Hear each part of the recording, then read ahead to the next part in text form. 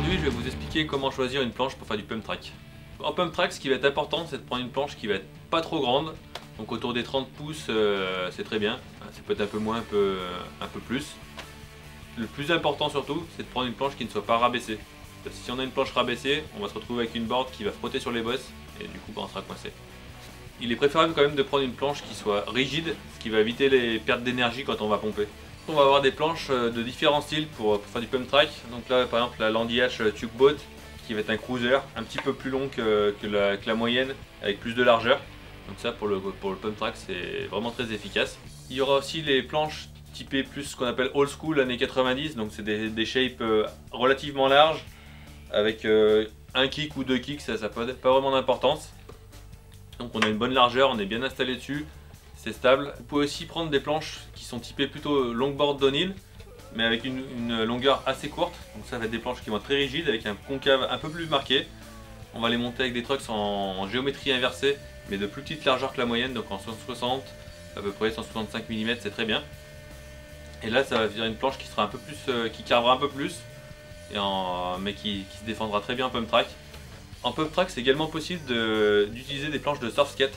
Donc là ça va être des boards qui vont être quand même moins stables. Par contre on va pouvoir vraiment pomper entre les bosses si on a du mal vraiment à pomper verticalement.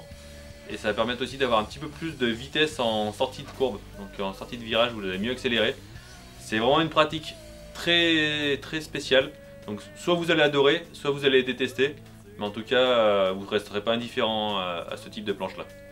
Personnellement j'utilise deux planches principalement en pump track. Donc la Quad Flat Chan, celle que j'ai c'est avec un plaquage en carbone qui est disponible aussi sur demande, que j'ai monté avec des trucks Arsenal en 165 mm, 50 degrés à l'avant, 44 degrés à l'arrière, ce qui permet vraiment d'avoir une meilleure relance et stabilité en sortie de virage.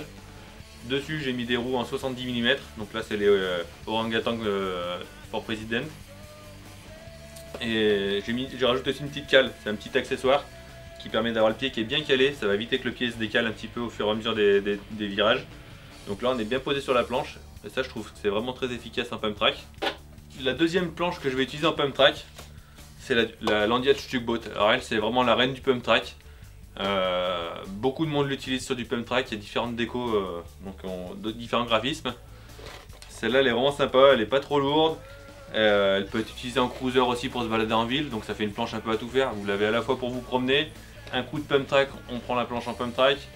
Elle est compacte, on la glisse sous le bras vite fait.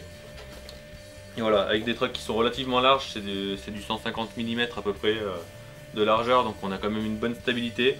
Et c'est vraiment sympa à rouler en pump track. J'espère que cette vidéo vous a plu, n'hésitez pas à liker, partager, à bientôt et bon ride!